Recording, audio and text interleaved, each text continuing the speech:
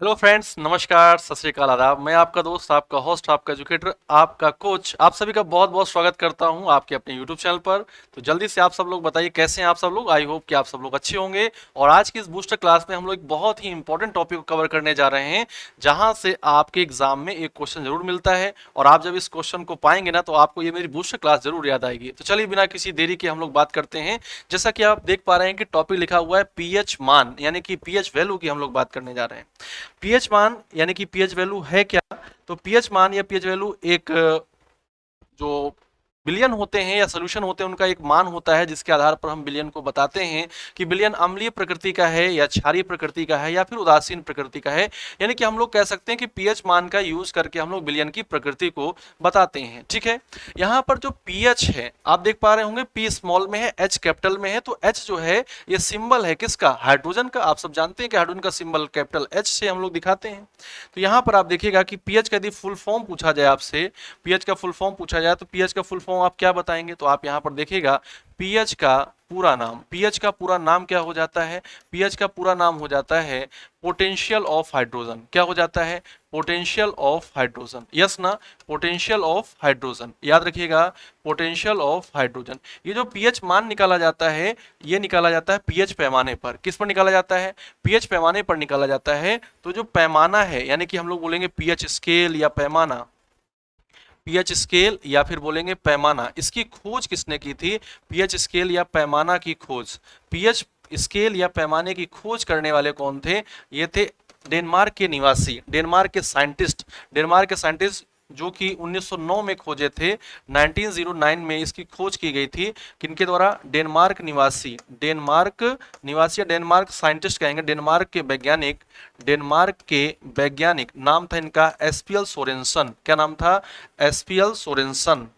याद रखिएगा, आप सब कुछ मत याद रखिएगा, लेकिन कम से कम सोरेनसन जरूर ध्यान रखिएगा। एसपीएल सोरेनसन के द्वारा इसकी खोज की गई थी। Got it? एसपीएल सोरेनसन ने इसकी क्या की थी? खोज की थी या इसको बनाया था। तो हम यहाँ पर कहेंगे पीएच का पूरा नाम potential of hydrogen. PH scale या पैमाने की खोज करने वाले 1909 के डेनमार्क के साइंटिस्ट या डेनमार्क के वैज्ञानिक एसपीएल सोरेनसन थे।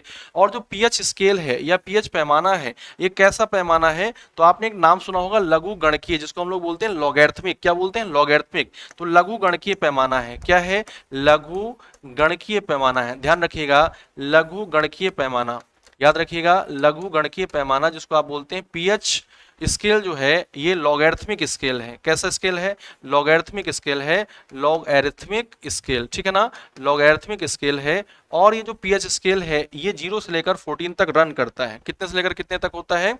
0 से 14 तक। यानी कि जो पीएच पैमाना है, जो पीएच मान है, पीएच स्केल पर कितने से कितने तक होता है? 0 से लेकर 14 तक होता है। कितने से लेकर कितने तक होता है? 0 से लेकर 14 तक होता है। और यदि हम लोग बात करें किसकी? पीएच की बात करें, तो पीएच मान कैसे निकालते हैं? पीएच वैल्यू निकालते हैं माइनस लॉग एच प्लस से। माइनस लॉग एच प्लस से। एच प्लस का मतलब होता है हाइड्रोजन आयन की सांद्रता। हाइड्रोजन आयन की सांद्रता, इसको हम लोग ऐसे भी लिख सकते हैं 1 अपॉन लॉग एच प्लस। तो कभी कभी आपके एग्जाम में एक नंबर में ऐसे पूछ लेता है कि पीएच है क्या, तो आप कहेंगे 1 अपॉन लॉग एच प्लस। ये जो H प्लस है, इसको हम लोग बोलते हैं हाइड्रोजन आयन की सांद्रता। क्या बोलते हैं? हाइड्रोजन आयन की सांद्रता बोलते हैं। तो ध्यान रखिएगा मेरे लाल कि ये H प्लस क्या हो जाता है? हाइड्रोजन आयन की सांद्रता। हाइड्रोजन आयन की सांद्रता हो जाता है। Got it? हाइड्रोजन आयन की सांद्रता यानी कंसंट्रेशन ऑफ हाइड्रोजन आयन हो जाता है। तो PS equals to minus log H plus, और इसको हम लोग दिखाते हैं minus upon log H plus. इतनी बात समझ गए हैं? 0 से लेकर 14 तक रन करता है। और इस मान के आधार पर हम लोग क्या करते हैं? इस मान के आधार पर हम लोग बिलियन की प्रकृति डिसाइड करते हैं। बिलियन की प्रकृति डिसाइड करते हैं कि बिलियन कैसा होगा। सॉल्यूशन का नेचर डिसाइड करते हैं। नेचर क्या होगा? इसका नेचर अम्लीय होगा या फिर क्षारीय होगा, है ना? अम्लीय होगा या फिर क्या होगा? क्षारीय होगा या फिर क्या होगा? उदासीन होगा, या फिर क्या होगा? उदासीन होगा। यानी कि यदि हम लोग बात करें कि पीएच मान किसके लिए यूज किया जाता है, तो पीएच मान नेचर ऑफ सॉल्यूशन फाइंड करने के लिए होता है, विलयन की प्रकृति बताने के लिए होता है। विलयन की प्रकृति कैसी हो सकती है? अम्लीय हो सकती है, यानी कि एसिडिक हो सकती है। विलयन की प्रकृति कैसी हो सकती है? एसिडिक हो सकती है। क्षारीय यानी कि बेसिक या फिर अल्कलाइन हो सकती है। क्या हो सकती है? अल्कलाइन हो सकती है। और उदासीन यानी कि क्या हो सकती है? न्यूट्रल हो सकती है मेरे लाल, क्या हो सकती है, न्यूट्रल हो सकती है। इतनी बात समझ गए हैं। कब न्यूट्रल होगा, कब अम्लीय होगा, कब क्षारीय होगा, यानी कि ये जो प्रकृति है कब कैसी हम लोग बता पाएंगे, इसके लिए हम लोग क्या करते हैं, थोड़ा सा पीएच स्केल को देखते हैं। पीएच स्केल यहाँ पर देखिए मैंने आपको बनाकर दिखाई हुई है, आप देख पा रहे होंगे कि जो पीएच स्केल है 0 से लेकर 14 तक रन कर रही है। कितने से कितने तक, 0 से लेकर 14 तक रन कर रही है। यहाँ पर आप बीच में देखेंगे लिखा हुआ है 7, लिखा हुआ है 7। यदि पीएच मान 7 होता है, यदि पीएच मान कितना होता है, 7 होता है, तो जो विलयन है वो किस प्रकृति का होगा, उदासीन प्रकृति का होगा। जो नेचर कैसा होगा, न्यूट्रल नेचर होगा, यानी कि उदासीन प्रकृति होगी। क्लियर है। यदि किसी का भी पीएच मान 7 होता है तो पीएच मान 7 होने पर न्यूट्रल नेचर होगा, उदासीन प्रकृति का होगा। यहां पर आप देखिएगा कि यदि पीएच मान 7 से क्या है, कम है, यदि पीएच मान क्या है, 7 से कम, यही तो हुआ ना। इधर जाने पर क्या होगा, पीएच मान 7 से कम होगा तो प्रकृति कैसी हो जाएगी, अम्लीय प्रकृति हो जाएगी। कैसी प्रकृति हो जाएगी, अम्लीय प्रकृति हो जाएगी, है ना। ध्यान दीजिएगा, कैसी प्रकृति हो जाएगी, अम्लीय प्रकृति हो जाएगी। ठीक है। और यदि पीएच मान 7 से क्या है, ज्यादा है, पीएच वैल्यू क्या है, 7 से ज्यादा है, तो प्रकृति कैसी हो जाएगी, तो प्रकृति हो जाएगी आपकी क्षारीय प्रकृति। कैसी हो जाएगी, क्षारीय प्रकृति हो जाएगी। गॉट इट, यस ना, गॉट इट ना, क्षारीय प्रकृति हो जाएगी। हम यहाँ पर देखेंगे कि जैसे जैसे हम लोग 7 से 0 की ओर बढ़ रहे होंगे, जैसे जैसे हम लोग 7 से 0 की ओर बढ़ रहे होंगे, अम्लीयता क्या होती है, बढ़ती है। अम्लीयता क्या होती है, बढ़ती है। अम्लीयता का बढ़ता क्रम, यस ना, इंक्रीजिंग ऑर्डर ऑफ एसिडिटी, अम्लीयता का बढ़ता क्रम, याद रहेगा, यस। और देखिए जैसे जैसे हम लोग 7 से लेकर 14 की ओर जा रहे होंगे, यानी कि जब हम लोग 14 की ओर पीएच वैल्यू देख रहे होंगे तो यहाँ पर क्या होगा, क्षारीयता का बढ़ता क्रम, क्षारीयता का बढ़ता क्रम। तो आप मुझे बताइएगा कि जो वैल्यू 0 के आसपास होगी, जो वैल्यू पीएच वैल्यू 0 के आसपास होगी, वो ज्यादा क्या होगी, ज्यादा अम्लीय हो जाएगी, सर्वाधिक अम्लीय। यहां पर पहुंचने पर क्या होगा, सर्वाधिक अम्लीय हो जाएगा। बोलो हाँ या ना, सर्वाधिक अम्लीयता हो जाएगा। यहां पर क्या हो जाएगी, सर्वाधिक अम्लीयता हो जाएगी, मैक्सिमम एसिडिटी हो जाएगी। और जो 14 नंबर पर पीएच वैल्यू होगी, या 14 के आसपास की जो पीएच वैल्यू होगी, नियर टू द 14 होगी, वो क्या हो जाएगी, सर्वाधिक क्षारीयता हो जाएगी। यहां पर सर्वाधिक क्षारीयता हो जाएगी। बोलो हाँ या ना, यहां पर क्या हो जाएगी, सर्वाधिक क्षारीयता हो जाएगी। कंप्लीटेड, बात समझ गए हैं। अब एक चीज बहुत अच्छे से देख लीजिएगा, हम लोग बोलते हैं दुर्बल अम्ल, प्रबल अम्ल। हम लोग बोलते हैं दुर्बल क्षार और प्रबल क्षार। जो पीएच वैल्यू 7 के जितने करीब होगी वो उतना ही दुर्बल अम्ल हो जाएगा। जो पीएच वैल्यू जितना 0 करीब होगी वो उतना ही क्या हो जाएगा, प्रबल अम्ल हो जाएगा। देखिए लिखा ना, अम्लीयता का बढ़ता क्रम। जिसकी वैल्यू 7 से थोड़ा सा अधिक होगी वो उतना ही क्या होगा, उतना ही दुर्बल क्षार होगा। और जिसकी वैल्यू 14 के आसपास होगी, यानी 14 की ओर बढ़ रही होगी, वो उतना ही क्या हो जाएगा, प्रबल क्षार हो जाएगा। आई थिंक ये वाली बात आपको अच्छे से समझ में आ गई होगी। ठीक है। अब हमारे पास क्या है, हमारे पास कई पदार्थ हैं जिनकी हमको अलग अलग पीएच वैल्यू याद रखनी होती है। तो उन पीएच वैल्यू के लिए मैंने एक बहुत ही सिंपल सी आपको लिस्ट बनाकर दे रखी है। उस लिस्ट को बस एक बार देख लीजिएगा, कहां पर क्या पीएच मान होना है। तो यहां पर आप देखिएगा पीएच मान ध्यान से, कि एक तरफ पदार्थ है और एक तरफ पीएच मान है। तो यहां पर लिखा है बैटरी में प्रयुक्त अम्ल। ध्यान दीजिएगा, जो बैटरी में प्रयुक्त अम्ल होता है वो H2SO4 होता है, सल्फ्यूरिक अम्ल होता है। बैटरी में जो प्रयुक्त अम्ल होता है, एक नंबर का क्वेश्चन यहां से भी बनता है कि बैटरी में कौन सा अम्ल प्रयुक्त होता है, H2SO4 यानी कि सल्फ्यूरिक अम्ल होता है। और इसका जो पीएच मान है 0 के लेकर 1 तक है, यानी कि आप देखेंगे कि 0 के करीब है पीएच मान। इसका मतलब है कि ये जो H2SO4 है ये प्रबल अम्ल है, यानी कि इसकी अम्लता सर्वाधिक है, प्रबल अम्ल है। ठीक है। जठर रस की बात करें, गैस्ट्रिक जूस की बात करें, तो जठर रस हमारे आमाशय में मिलता है। कहां मिलता है, स्टमक में मिलता है, आमाशय में मिलता है। और ये जो जठर रस है इसकी प्रकृति कैसी होती है, इसकी प्रकृति आप देखिएगा, आप 1 से लेकर 2 तक है ना, 1.2 से लेकर 1.8 होता है, यानी कि आप कहेंगे कि ये भी प्रबल अम्ल है। क्यों, क्योंकि जठर रस में क्या मिलता है, जठर रस में HCl हाइड्रोक्लोरिक अम्ल मिला हुआ होता है, HCl मिलता है। आमाशय में पाए जाने वाले जो पाचक रस है जठर रस, उसमें मिलता है HCl यानी कि हाइड्रोक्लोरिक अम्ल, जो कि क्या है, एक प्रबल अम्ल हो जाता है। ठीक है। नींबू का रस, नींबू के रस को आप बोलते हैं, नींबू के रस में क्या मिलता है, सिट्रिक अम्ल मिलता है। क्या मिलता है बेटा, सिट्रिक अम्ल, बहुत इंपॉर्टेंट है। नींबू के रस में आपको क्या मिलता है, सिट्रिक अम्ल मिलता है। और नींबू के रस का जो पीएच मान है वो कितना हो जाता है, वो हो जाता है 2.2, है ना। पीएच मान कितना हो जाता है, 2.2। इसके बाद बात करते हैं शराब की। शराब यानी कि मदिरा यानी कि वाइन की बात करते हैं। इसकी पीएच वैल्यू 2.8 से लेकर 3.8 तक वेरी करती है। फिर आता है सिरका, वेरी वेरी इंपॉर्टेंट। सिरका को आप क्या कहते हैं? विनेगर कहते हैं। सिरका को आप इंग्लिश में क्या कहते हैं? विनेगर कहते हैं। और इसमें क्या मिलता है? एसिटिक अम्ल मिलता है। क्या मिलता है? एसिटिक अम्ल मिलता है। तो यहां से आप ऐसे देख सकते हैं कि जो एसिटिक अम्ल है इसका पीएच मान यहां पर, या सिरके का पीएच मान कितना हो जाएगा? 3 हो जाता है। कितना हो जाता है? 3। साथ ही साथ अंगूर और संतरे का रस, अंगूर और संतरे का रस, इसका पीएच मान भी कितना है? 3 है। पीएच मान कितना है? 3 है। सेव का रस है ना, एप्पल जूस, एपी फीज आप पीते हैं ना, तो 3.5। ये सब कैसे लग रहे हैं? ये सब बताइएगा। 7 से कम है ना, तो सभी की प्रकृति आप बता सकते हैं कि अम्लीय प्रकृति होगी। भाई सेव के रस, जो सेव होता है इसमें कौन सा अम्ल मिलता है?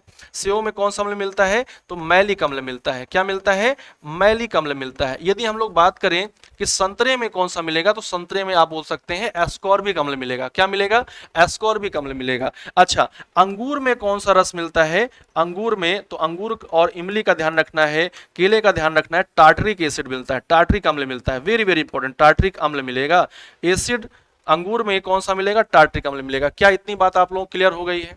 क्या इतनी बात आप लोगों को क्लियर हो गई अच्छे से कि अंगूर में पाया जाने वाला अम्ल कौन सा है? टार्टरिक अम्ल है। नेक्स्ट हम लोग देखते हैं। नेक्स्ट यहां पर नाम आता है बियर का, है ना, बियर। तो जो बियर है ये भी कैसी प्रकृति रखेगी? अम्लीय प्रकृति रखेगी। कितना होता है इसका पीएच मान? 4 होता है। टमाटर, टमाटर में बेटा, टमाटर में कौन सा अम्ल मिलता है? ऑक्जेलिक अम्ल मिलता है। टमाटर में कौन सा अम्ल मिलता है? ऑक्जेलिक अम्ल मिलता है। ऑक्जेलिक अम्ल याद रखिएगा, टमाटर हो गया, पालक हो गया, इनमें कौन सा अम्ल मिलेगा? ऑक्जेलिक अम्ल मिलेगा। अम्ल है ना, तो 4.5। पीएच मान हमेशा 7 से कम ही रहना है हम लोगों का। तो ऑक्जेलिक अम्ल यानी कि टमाटर में पाया जाने वाला जो अम्ल है उसका पीएच मान हो जाता है 4.5। ब्लैक कॉफी, कॉफी जो है ये अम्लीय प्रकृति की है, 4.5 से लेकर 5.5। अम्लीय वर्षा, एसिड रेन बेटा, वेरी वेरी इंपॉर्टेंट, कर लो इसको 5 स्टार, बना लो इसको 5 star. Acid rain, acid rain अम्लीय वर्षा जो है इसका पीएच मान 5.5 से क्या होता है? कम होता है। इसका पीएच मान 5.5 से कम होता है। जब वर्षा पीएच मान 5.5 वाली होगी तो हम लोग उसे क्या कहेंगे? अम्लीय वर्षा कहेंगे। यानी ऐसी वर्षा जिसका पीएच मान 5.5 से कम होगा वो अम्लीय वर्षा कहलाएगी। फिर सामान्य वर्षा यानी कि नॉर्मल रेनफॉल, इसका पीएच मान 5.6 से लेकर 6 होता है, क्योंकि जो सामान्य वर्षा होती है इसमें भी अम्लों की उपस्थिति होती है, और अम्लों की उपस्थिति होने के कारण ही जो सामान्य वर्षा होती है अम्लीय हो जाती है। और यदि आप पहली बरसात में भीगते हैं तो आपके शरीर में, स्किन में कुछ समस्याएं भी हो जाती हैं। मानव मूत्र की बात करें, ह्यूमन यूरिन की बात करें, तो ह्यूमन यूरिन जो है इसका पीएच वैल्यू वैसे तो वेरी करता है काफी ज्यादा, 4.8 से लेकर 7.5 होता है, लेकिन एक वैल्यू के लिए आप 6 यहां पर देख सकते हैं। ठीक है। लार, मानो लार, सलाइवा, वेरी वेरी इंपॉर्टेंट, मानो लार, सलाइवा बहुत इंपॉर्टेंट है। इसकी प्रकृति कैसी होती है? इसकी प्रकृति होती है हल्की अम्लीय, क्योंकि 6.4 से लेकर 6.8 है, लगभग करीब जा रहा है किसके? 7 के करीब जा रहा है। तो मानो लार यानी कि ह्यूमन सलाइवा जो है इसकी प्रकृति ध्यान रखिएगा, हल्की अम्लीय प्रकृति होती है, 6.4 से लेकर 6.8 होती है। दूध की बात करें, मिल्क, वेरी वेरी इंपॉर्टेंट, दूध जो है इसमें कौन सा अम्ल मिलता है? तो आप कहते हैं सर लैक्टिक अम्ल मिलेगा। कौन सा अम्ल मिलेगा? लैक्टिक अम्ल मिलेगा। और इसकी प्रकृति कैसी हो जाएगी? ये भी अम्लीय हो जाएगी, 6.8, इसको ध्यान रखना है, 6.8। और शुद्ध जल की बात करें, प्योर वाटर की बात करें, तो बेटा कभी भूलिएगा नहीं, प्योर वाटर जो होता है उदासीन होता है। प्योर वाटर जो होता है उदासीन होता है। प्योर वाटर को हमेशा आप न्यूट्रल बताएंगे। ठीक है। और अब बात आती है किसकी?